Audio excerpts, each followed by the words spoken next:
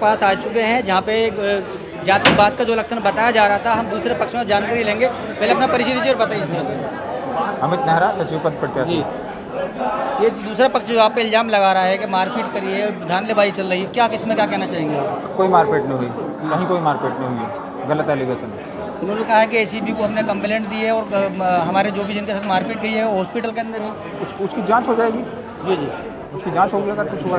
ऐसा कुछ हुआ नहीं है। अच्छा, तो इसमें आपका कहना ये है कि ऐसा कुछ भी नहीं हुआ है? वो कह रहे हैं कि 8 बार की गिनती चली थी वोटों की। मैं यहाँ नहीं था। इसके बारे में चुनाव समिति बताएगी।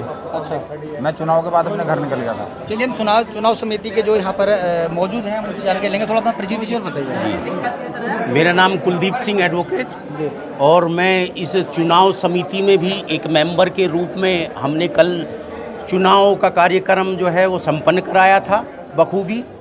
इसमें मतगणना के दौरान एक अड़चन आई और एक मुद्दा आया कि हमने जो चुनाव किया था वो वास्तव में उसकी जड़ ये थी कि चुनाव में टोटल 2553 मतपत्रों को इशू किया गया था मतदाता के लिए। जी जी। और 2553 मतदाता ने अपनी वोट का अधिकार देते हुए और अपना मत दिया। और काउंटिंग के दौरान पाया गया कि 2553 जो वोट थी, जो मतदान में मतदाता को इशू की गई थी, वो 2553 की बजाय सचिव पद पर, केवल सचिव पद पर, अध्यक्ष पद और सचिव पद की जो मतपत्र थे दोनों एक जगह टैग करके दिए जाते थे, जो स्टेपलर से टैग होते थे, और स्टेपलर से ही दोनों को अलग किया जाता था।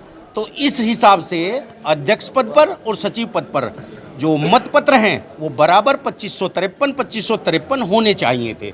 लेकिन सचिव पद के 2553 की बजाय 3 मतपत्र एक्स्ट्रा पाए गए। उन 3 मतपत्र एक्स्ट्रा के लिए ही जो अपोजिट पार्टी नहीं कहेंगे बल्कि हमारे ही अधिवक्ता साथी हैं, हमारे ही बार के मेंबर हैं, सभी हम लोग भाई हैं, चाहे किसी भी जाति और धर्म के हों। यहाँ कोई धर्म और जाति नहीं है, हम लोग अधिवक्ता समाज से हैं।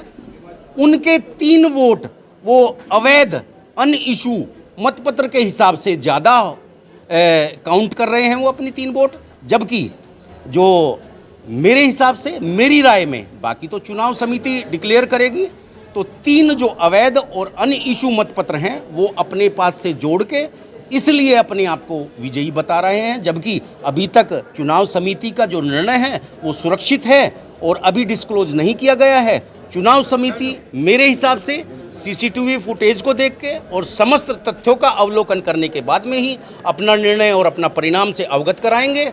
और इसी के साथ हम ये भी कहना चाहते हैं कि जो मारपीट का आरोप लगाया गया है वो निराधार है, क्योंकि अनावश्यक तत्व, काउंटिंग में विरोध करना या किसी तरह का बाहरी तत्वों का यहाँ पे आना, उनको धमका के भगाना, इसको मारपीट नहीं हुई। और अपने अधिवक्ता साथी के साथ या अपने विपक्ष अधिवक्ता साथी के साथ किसी के साथ कोई दुर्व्यवहार नहीं किया गया, ये सब निराधार है। हमारे यहाँ इस तरह की कोई भी किसी तरह की इस तरह की यदि कोई अफवाहें हैं वो अफवाहें तक ही सीमित है, इसमें कोई किसी तरह का वो नहीं है। बाकी जांच समिति और हमारी जो एल्डर कमेटी के साथ ही चुनाव समिति, उसी का निर्णय होगा, सर्वमान्य होगा। जो भी सचिव होगा हम सहर्ष स्वीकार करेंगे, हमारा कोई किसी तरह का कोई विवाद नहीं है। इसके अलावा हरेंद्र गौतम जी का कहना यह है कि 8 बार काउंटिंग हुई है, 1 बार 2 बार 3 बार नहीं, 8 बार। इसमें क्या कहना चाहेंगे? देखिए, काउंटिंग के लिए चुनाव समिति का अपना मत है और अपना उसका संतोषजनक उसको जवाब चाहिए। अपनी तरफ से जो भी हुआ इसके बारे में ये सब कॉन्फिडेंशियल है, इसके बारे में जो भी कोई राय व्यक्त करेगी वो चुनाव समिति करेगी। हम इस बारे में कोई नहीं कहना चाहेंगे, ना ही हम इससे संबंध रखते हैं कि हम चुनाव कमेटी ने कितनी बार काउंटिंग की या नहीं की, वो उनका निर्णय है। दूसरा सवाल ये भी है कि वो बता रहे हैं कि एक जातिवाद को लेके यहाँ पर मतगणना की जा रही है, क्या इसमें कितनी सच्चाई है? किसी तरह का जातिवाद पे ना तो चुनाव हुआ और ना ही मतगणना हुई और ना ही जातिवाद पे कोई शब्द है, ना ही यहाँ कोई जाति है। हमारी कचहरी में केवल एक ही जाति शुरू से चली आई है, वो है अधिवक्ता समाज। इसके अलावा हमारे अधिवक्ता समाज के अलावा हमारी कचहरी में कोई धर्म नहीं है, कोई जाति नहीं है। अधिवक्ता समाज ही है जो सर्वमान्य और हमेशा के लिए रहेगा। वकील एकता जिंदाबाद। हरिंदर गौतम जी धरने पे बैठे हुए हैं, इधर यहाँ दूसरा पक्ष धरने बैठा हुआ, तो इसमें किस तरीके से लिया जाएगा? हरिंदर गौतम धरने पर बैठे हैं नहीं बैठे इसके बारे में तो हमें नहीं पता, लेकिन हम केवल इंतजार में हैं। हम धरने पर नहीं हैं, हम केवल जो चुनाव समिति है उसके निर्णय के इंतजार में हैं। धरना हमने किसी के विरोध में नहीं किया है। हमको केवल सहर्ष अपना निर्णय, अपना परिणाम, उसके इंतजार में सभी लोग इकट्ठा हुए हैं।